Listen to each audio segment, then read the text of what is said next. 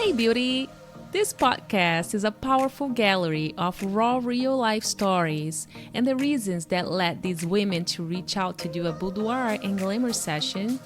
And it was created to give voice to my clients, also known as bombshells, to share their beautiful stories as means of inspiration to other women as well. We also talk about body and mind wellness for the modern women with special guests. Welcome to the Bombshell Tells All podcast. I am your host and photographer, Daisy Teixeira, America's #1 body image advocate.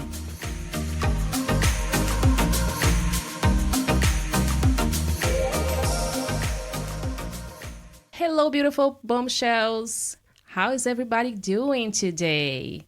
I hope you are listening from us as you do your errands or your work or whatever you're doing, maybe driving, who knows? But as long as you're listening to us, that's what it matters.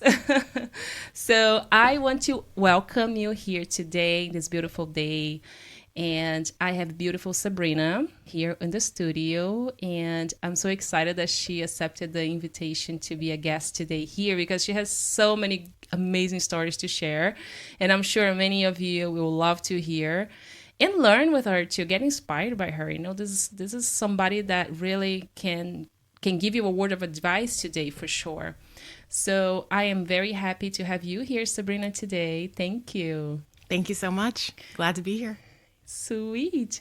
So I want to go back, a little bit of your story before we actually go into, more deep stuff in your life. And again, this is just, like I said, like any message that we can share is amazing. It's something that other people can relate to. We should never think, I'm not saying that Sabrina did that, but like every time I invite somebody to be here on the podcast, I tell them you should never think that your story is not something that anybody else is going to resonate with, because since we don't share as much, sometimes we don't have the opportunity to hear. And sometimes I am so sure that many of you ladies that listen have picked up something to your own lives based on, other people's stories. So again, I am super excited that Sabrina is here. And Sabrina, I want to know from you, just introduce yourself a little bit, go back in your life and tell us something that we can know about your life at this moment. Sure. Let's see. I was born in Washington, D.C., and I grew up in this area, never really left. When I went to college, I went to UMBC, and after that, I went to graduate school at the Catholic University of America. So I've pretty much stayed in the D.C., Baltimore area my whole life. I'm 42 years old. I've been a librarian for about 17 years. I'm married it'll be 12 years next week, and I have 2 beautiful children. I love their resume. It's beautiful, right in there. So Sabrina, you are a librarian, right? That's right. I'm super curious. So tell me a little bit about that. How was that process? How did you know that you wanted to be a librarian to start with? Well, that's kind of a funny question. My very first job was working at a local public library when I was 14 years old, and I shelved books there. Took some time, and I became one of the fastest shelvers at the branch. And as I was finishing different levels of school, I moved up in different levels at the library. So in high school, shelving books. In college, I was working at the circulation desk. And then after I finished grad school, I was able to be at the information desk. And so I've worked just about every different type of position at the branches. And so I kind of fell into it. It wasn't really something that I had planned out for myself. It just seemed like I know this and I know that I can do this. I really enjoy doing research. So it seemed like a natural fit. It's probably something that found you more than you actually looked into it, right? I'd agree with that. Yeah, totally. It found me. I didn't go looking for it. I would say even further, something that probably you had inside of your heart, you were destined to be it. So there's something out there that, already had a plan for you, I would say. That's great. So as far as librarian goes, like the profession by itself, so if someone is listening to your story today that is also interested in becoming a librarian or going through that route, what is that? Which areas can you actually apply your skills to? So it depends. There's a lot of different types of librarians out there. I personally specialized in the medical side of it. So I work in a health library right now. And I've just always had an interest in consumer health and just helping the layperson have a better understanding of what their conditions are or learning more about medical situations. So previously, having worked in public libraries, I also learned that I really do enjoy working with people. And so that gives me some boost every day to work with people, and especially when you're working with a customer and if you can answer their question, you can see a light bulb turn on in their head. It's a real satisfying moment for me to know that I'm helping someone find the information that they need. And that's kind of what drives a lot of my career. That's amazing. We have to find that passion, whichever our career is, as long as you are happy with doing this. Oh, of course, oh my gosh, there is no perfection. There is always something, even in our passion career, like the career that we love so much, there's just something that we, that's not my favorite part of it. But as long as as this brings you happiness, like you said, like you see their eyes like brightening, like, yes, I it really helped me. I think that's what it matters the most, and it brings you joy and makes you want to go and get up every day and move to your job. So exactly. That's amazing. Okay. And Sabrina, I always like to ask this from everybody because I feel like once we connect for the very first time doing our preparation for your photo shoot and during and after, I kind of, based on your answers, I'm like, yes, that definitely resonates with her because I feel like I already know you, like at this point, yes. So can you describe actually, can you tell us 3 words that describes you and your personality? All right. So 3 words that describe me, I would say, are intelligent, funny, and caring. Oh, yes. Right on spot. That's awesome. Okay. So I am excited to know something about your childhood. So let's go back a little bit more and tell us a little bit more about, anything that happened to you, any fun fact, anything that you can share. Okay. Fun facts. Let's see. I have 2 sisters, and I also have 2 daughters. So growing up with just 2 sisters, and now I only have 2 daughters, I really don't understand boys at all, which it really throws me when we're hanging out with friends, and they have little boys that just are so full of energy, and it seems like it's impossible to contain that. It's like a squirrel moment for me because I'm watching the boys and how active they are, and I freeze because I don't know what to do with them. Wow, that is impressive. So who else out there feels the same as Sabrina here? That is cool. I actually have a boy, so I'm like, okay.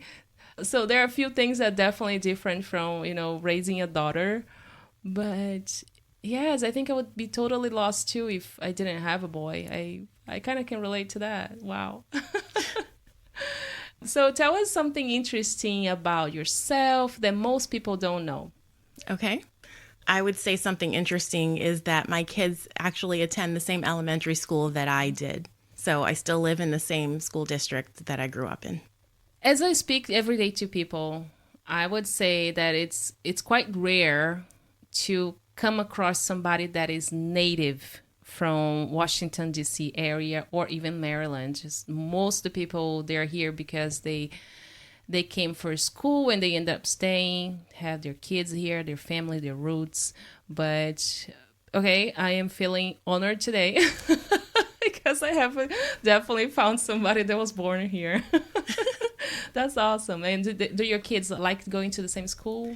They do. There's 3 years between them, so they'll be in school together for a couple years, but not for long. One will move to middle school pretty soon. So when you go back to your old school, I mean, your kids' school now, so do you actually still get to meet people that were working with you at the time you were a student there? It's funny that you say that. One of the kindergarten teachers that was there when I was there is still teaching there. I didn't have her as a teacher, but I recognize the name, and just to think, how many years has it been? And she's still there. So starting her career there and probably rounding it out pretty soon. So, yeah.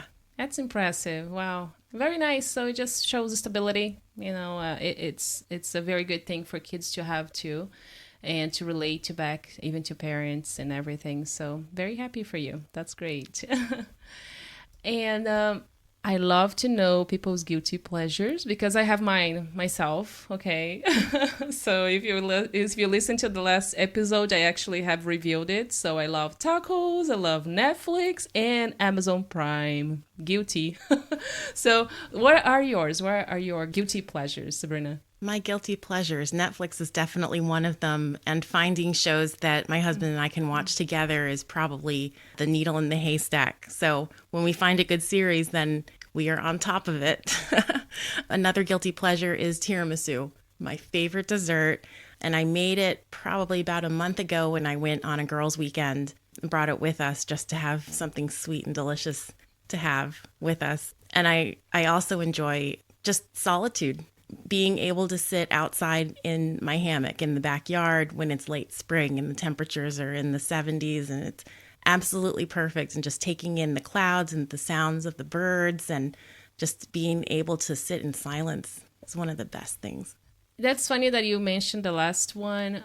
I don't know if it's, well, you can define as a guilty pleasure. I define as meditation. I love that too. I take at least once in a week to do that for myself. It's part of self-care and also to recharge from the whole week, because after you go through so much, like it's work, it's family, it's this and that, so you definitely, like, your brain's like about to explode.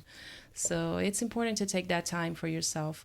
For me, I call it meditation. I literally sit down and stay in solitude for a good time, and I love that too. Totally. So we can share something together here, like guilty pleasures together. Sweet. And Sabrina, what makes you feel sexy? What makes me feel sexy? When I can dress up for a fancy dinner out, go enjoy an evening with my husband, and just to be able to savor the moment of having a delicious meal and the quality time that I can have just with him. But yeah, I don't dress up very often. As a librarian, you're supposed to be approachable, so you try and wear clothes that is pretty down to earth. And so dressing up, high heels and all, is really what gets my engine running. I never thought about that. Like, now that you mention it about being approachable, I never thought about it. So is this something that, like, in between the profession, you guys kind of, like the professionals in between, like, you according to that? I would say, yeah, it depends on what role you play. But if you are on the front lines, as they say, like working directly with the public, working directly with your customers, you do need to be approachable. And depending what exactly you're doing, say you're working with kids, for example, you're probably going to be in a t-shirt and jeans. If you do a story time, you might be in a costume, something that brings the kids in. If you're in an office environment, you're probably going to wear a business casual type of clothes so that people can take you seriously, but at the same time to also show people that you're there and it's okay to ask questions. I love that part. That's impressive. And we don't think so, but there's so many details. Every profession has details in, like, behind the scenes that they're not used to it. We don't see it just yet, but I like that idea. Yeah. So that kind of thing, that makes me think about what I do here. Okay, so when you bombshells come here to do your photo shoot, of course you have to be like on top, like, lingerie or like a beautiful dress, makeup and hair. But when you come here, I'm like, I think I'm approachable too because I'm on my workout clothes. You have to be pretty. I have to be, like moving around and, like getting the shot, going lower, down, up, and, everything. So that's cool. But as life is not always flowers and, joy and everything, of course, all of us have worries and problems. It's part of our existence here, and it's part of who we are too. So what keeps you up at night? So probably the number one thing that keeps me up at night is financial security. And I think I am probably a stereotypical female in that regard, that I just want to know that I'll have shelter, that I can put food on the table. And luckily, my husband and I live comfortably. But it is something that I'm constantly wondering about, just wanting to ensure that we will never want for anything. And it definitely drives a lot of the decisions I make, even as far as where I decided to go to school, because it also would mean taking out student loans and trying to figure out a way to get the education that I need without taking on a ton of debt. So, for example, for graduate school, I chose to go to school close to home so that I could continue to live at home with my parents at that time. And I didn't take out student loans, but I was working full time at the same time that I was in school. So all of my paychecks basically went straight to tuition, but it did give me some sense of relief to know that I didn't have anything hanging over my head financially. So yeah, it absolutely drives a lot of the decisions I make in my life. I think I asked that question to everybody here on the podcast, and I believe that is the number one reason. Like, it's impressive. And I think it's part of our human nature too. Of course, we want to progress. We want to make sure that we have the basic needs met. And it's a very important task to actually be worrying, like, how are we going to do? How's it going to be tomorrow? So that's interesting. Like, every single person pretty much has answered the same question, So, but I think all of your ladies, everybody that comes here, at least, no matter who, you always have that drive. Like, you are passionate about what you do. You're a hard worker. You're a go-getter, So even like to do a photo shoot, it is not something that it's a luxury, pretty much saying, right? Doing a photo shoot here is a luxury. It's something that is for yourself. It's not like if you don't do the photo shoot, you're not going to eat tomorrow. So, but it's something that feeds the soul, it fills up your cup, let's say like that. But being on that position that you can actually make sure that this happens in your life, it's very empowering, I would say, as a female, like, because you're working, you're actually doing something for you, and you don't have to have the approval of anybody to do it for yourself, And by the way, still talking about the photo shoot, I don't want people to think that it's so hard to actually accomplish something. I don't want to be into that subject here, of course, but like I said, it's a luxury. However, for people that request, we also offer the payment plan. So that's why there is no excuse for you not to make it, So, yeah. Okay. I definitely want everybody to make it. Okay. Sabrina, share with us a defining pivotal moment in your life. I always love to also hear that from people, because it's a turning point for so many people out there. Sure. Defining pivotal moment in my life, I would say, and it was a pretty tough situation for me, for sure. My husband and I met at work, and we've always been happy together. And after having 2 kids, then it really put a lot of strain on us as a couple, to the point where we had enough problems that my husband had filed for divorce. And that was a shock to me, because he didn't discuss it with me at all. And so just trying to figure out, where my brain pretty much went into panic mode. Like, how am I going to have a good place to live? How am I going to pay for everything when I have 2 kids to support as well? And I basically had to tell him, look, if this is really what you want, you need to either move out, or you come to counseling with me and we can try and work through our issues. And thank goodness he opted for the counseling. So we did find a certified marriage counselor to help us work through our problems, help us learn to communicate much more effectively. Our relationship now is so much stronger than ever. I would say it's probably been about 5 or 6 years since my world basically came crashing down, and we've rebuilt, and it's like the house is built with bricks and the big bad wolf can't come blow it down now. We're in such a better place, and we know how to navigate our issues effectively. How long have you been married now? We've been married almost 12 years. Almost 12 years. Okay. That's impressive. And I'm just curious. So when did that happen? Like, approximately, like, with how many years of marriage? I would say we were married for not quite 6 years yet. Okay. When things went I think every couple go through some sort of situation, if not similar, but, pretty much the same at some point in the marriage. I would say it's like, especially in the beginning, But there is always something like there is like some sort of crisis, and if you don't definitely don't split, you definitely come back stronger together. And I'm so happy for you. I'm so happy for you. I can't wait for him to get this book. Thank you. Yeah, of course. I mean, there's plenty. We will talk about that. What is the reason you came to do that here? But he definitely is going to appreciate everything he'll see on your pictures. Absolutely. Like beautiful pictures, beautiful. So, but anyway, so going back to that moment, what happened after that following moment? What have you learned from that situation? From that situation, I definitely learned communication is so incredibly hard. And you may think that you're communicating clearly, but it does depend on the other person. It takes two to tango. So you both need to be speaking the same language. If you can compromise and if you're willing to work through all of the hard stuff, you will come out on top. And sometimes it gets worse before it gets better, but it is completely worth it. There is hope in there, especially if you have in your heart that you want to try. At least say that you tried. It's not that if there is something like a trouble in your marriage that you're not able to definitely stay with that person, but you know in your heart that you have tried everything, at least when you have to, move separate ways, at least you know that in your heart, right? But it's important that you try your best for sure, like with all your heart, like try it as much as you can. And if in the end it's meant to not be together, what can we do, right? But there you go. There's a successful story that I'm sure a lot of people resonate with, your situation in here. Thank you for sharing that. I really do. Absolutely. Uh-huh.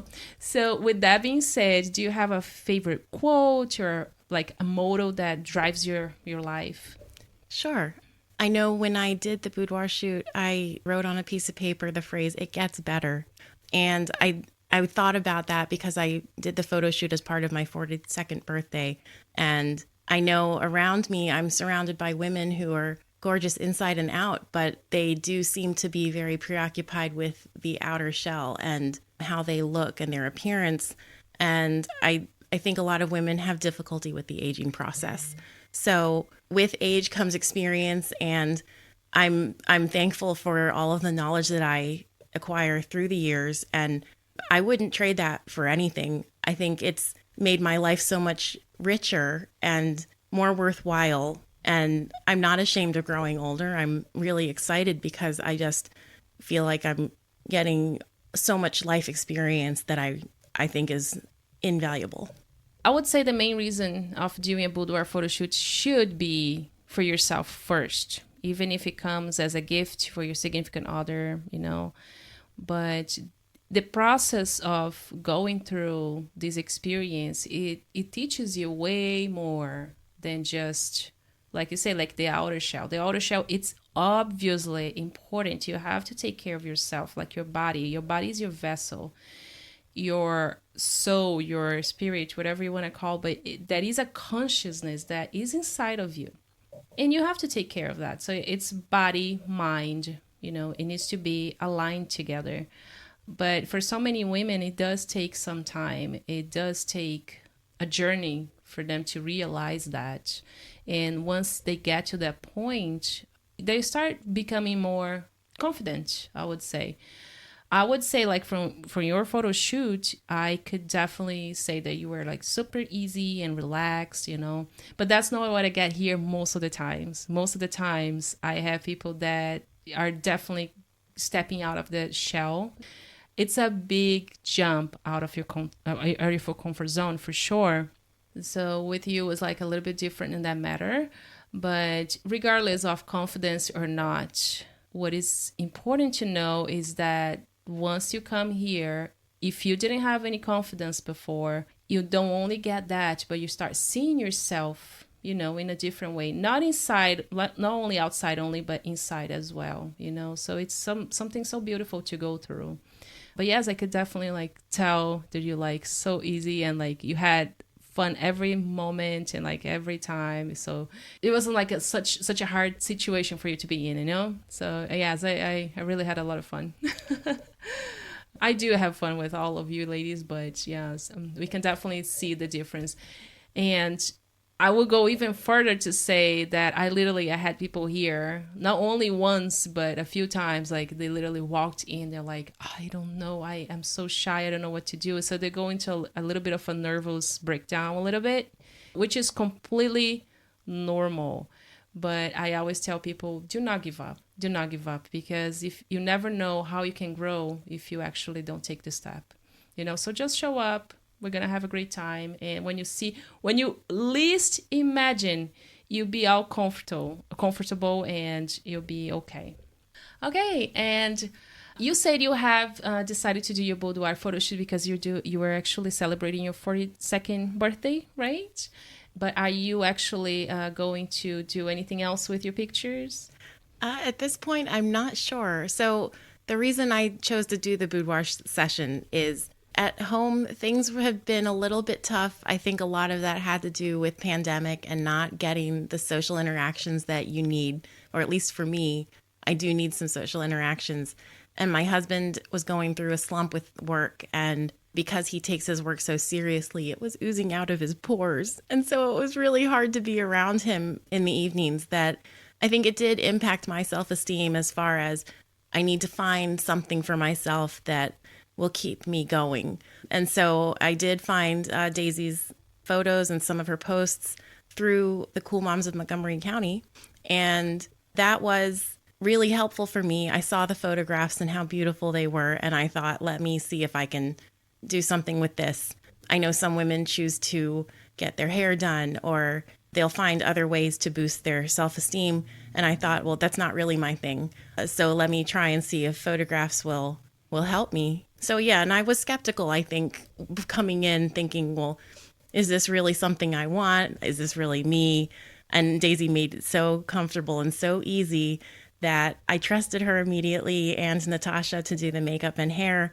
And it did make everything smooth, and I trusted them 100% with the process. So after doing the photo shoot that day, I left feeling like, man, I am so hot and I am so incredible. It really left me feeling like a model. And it really was a self-esteem boost I needed at the time. Getting the photographs back, it is worth it 10 times over. Like there is no explanation on how happy I am every time I look at my photographs to see that I am something. I am worth it. You are so worth it. You are so worth it. And you are beautiful inside and out. I think you see that now. We have pictures to prove that too. That's awesome. Wow. Okay. So do you want to talk about that or not? Maybe not. Right? I think somebody had added me to that Facebook group, Cool Moms of Montgomery County, and watching all the memes, they're kind of inappropriate, but they made me laugh so hard that once they started to do the in-person events, like doing yoga and even just get-togethers, happy hours, I said, I am in. And so meeting other moms has been really helpful, just to know that you're not alone in the struggles that you have. And I've made some really close friends through the group. But yeah, Jenna's really good at promoting female-owned businesses. And so really thankful to have met Daisy this way too. Did you hear that, Gina? This is going on the podcast, okay?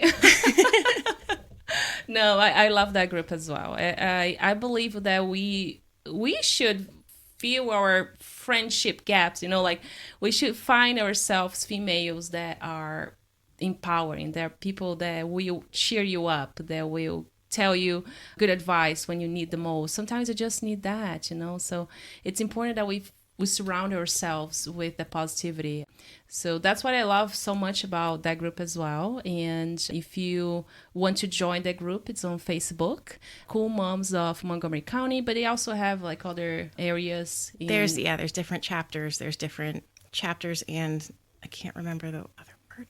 I think like they have something in Frederick County, they have Montgomery County, they have DC. Yes. So it's amazing. So yes, go join their group too. And so that's how we actually get you to join our group on Facebook too, which is Boudoir by Daisy. And we got to get your photo shoot planned. Wow, sweet. And what was your favorite part of the session or your experience? My favorite part, I think, was the part where I completely forgot about my trouble areas. I think, especially as women, we do tend to focus on the negative aspects of our physical selves. And so it makes me very self-conscious to think about my belly area, for example. And throughout the photo shoot, I didn't think about it once. And Daisy had the talent to know like how to minimize the areas that bother us, so that when I looked through most of my photos, I ended up purchasing more than I had intended just because everything just turned out so well. So I think that was my most favorite part, and just feeling like a model and feeling like I am it. And if you think about it, what is a model? A model is a person that you look up to. It's not necessarily one type of body. All bodies are beautiful. But because I keep saying this all the time, but it's important. It's an important message for us to never compare ourselves to other people, because you are unique. Nobody else is going to be like you. And it's important that we understand that message, because there is nothing worse than being depressive because you cannot lose weight, because you think you have to be exactly like that Instagram model that is also absolutely gorgeous, but so are you.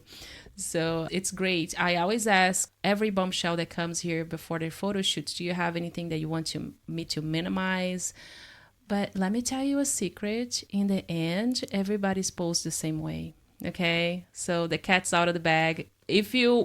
No matter which weight you are or how tall or short you are posed the same way, because in the end of the day, it's about being aware of every single inch, every single part of your body. And I help you with that. I help you with the posing. And you're not being posed differently just because of your weight. Okay? And look at you. You got beautiful, amazing pictures. You even purchased more. Woohoo! Yeah, so this is a good problem to have. Okay, at least in my end. No, seriously, can you imagine like you're coming here and you absolutely hating your pictures? That would be terrifying.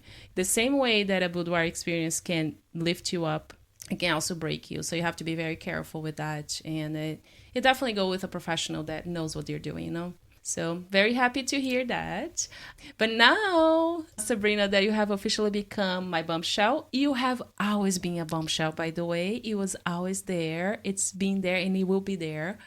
But with me here at the studio, you are my bombshell now, and I'm very proud of you. So now that you have become my bombshell, tell me with your own words, like what does the bombshell word means to you now? Now I would say bombshell is someone who is beautiful and confident inside and out. I think previously I would have told you bombshell had everything to do with the outside, but now I know it is also the inside too. And I know that I am radiant on the inside and out. Exactly. And specifically talking about the inside, that person that is cheering another woman is like they have this say, like, fix another woman's crown without telling the world. That's a bombshell. That's a bombshell. So yes, I love your definition, and it's exactly what it is. So great.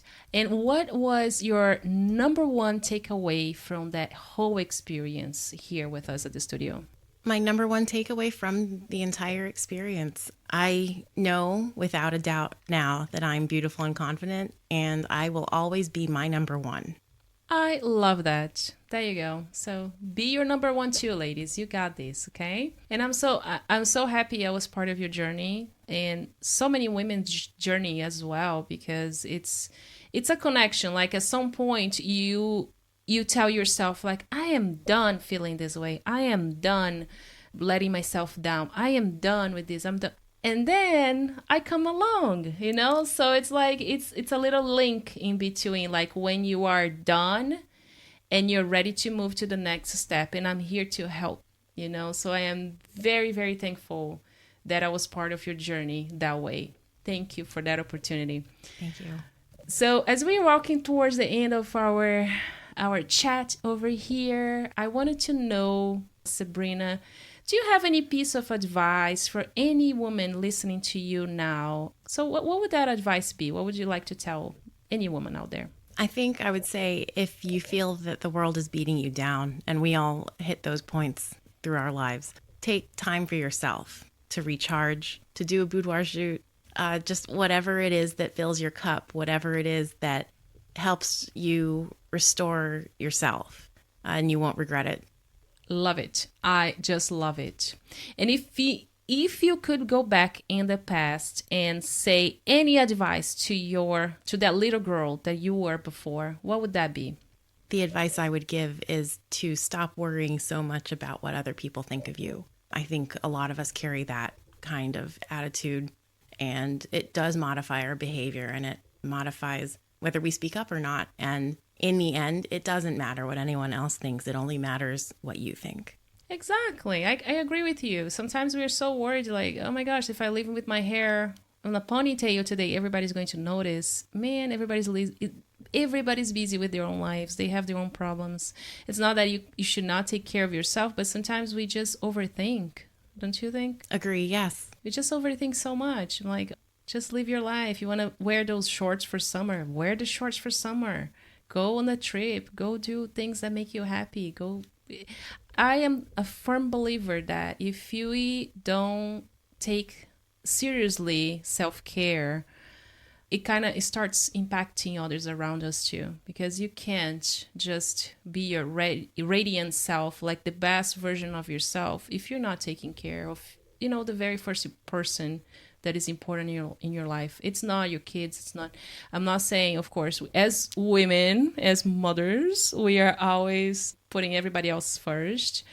Of course, we will do this. It's kind of impossible to just like switch that mentality on our brains. But hey, girl, don't forget about yourself. It's so, so important. And everybody's just going to benefit from that too, from that powerful woman, that you're becoming. Amazing. I love that. And so we're going to walk towards now the Crown Forge.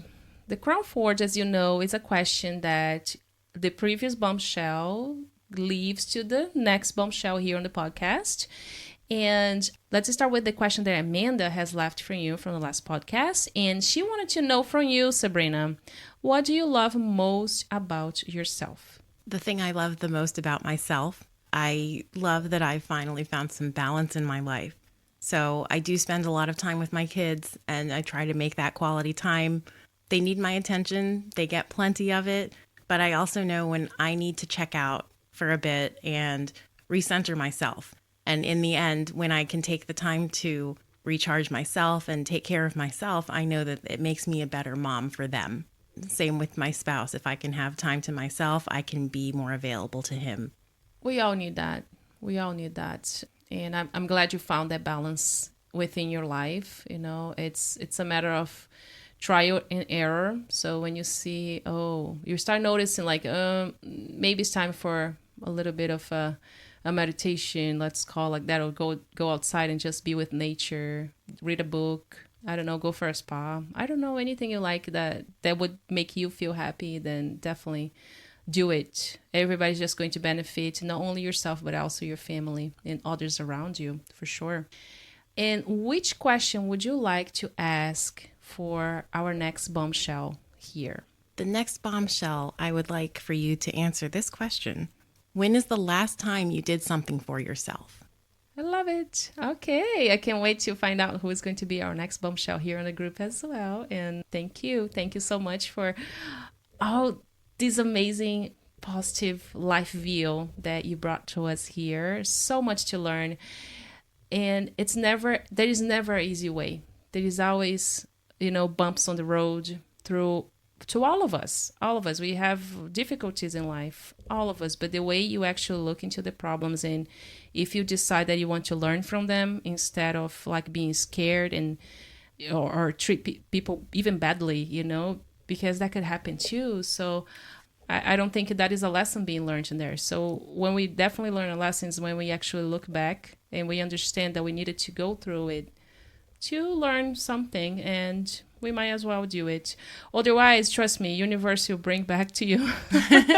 And when it does bring back to you, if you still have the same mentality, it will still be the same because you haven't changed, So the way that we look into our lives and our situations, it definitely makes us grow for the better. So thank you again, Sabrina, for sharing your beautiful story here with us, for being this amazing bombshell, for allowing me to photograph you and to share all those beautiful, powerful stories with everybody here. Thank you so much for having me. This has been an incredible experience, and I wouldn't trade it for anything. Same here. The feeling is mutual. All right, bombshells. So it was lovely to have Sabrina here. Thank you so much for listening to this amazing podcast. And if you have any comments or any questions, even something that you wish to, learn specifically from Sabrina, I would love to, of course, just send the question to her. But again, thank you so much for listening. And I will see you again on the next episode of the Bombshell Tells All, the show. Bye-bye. Ladies, thank you for listening to today's podcast. Please don't forget to share the positivity and love with your friends by subscribing and sharing this message so we can continue producing more content for you. And remember, self-love starts within. I am your host and photographer, Daisy Teixeira, with the Bombshell Tells All, the show.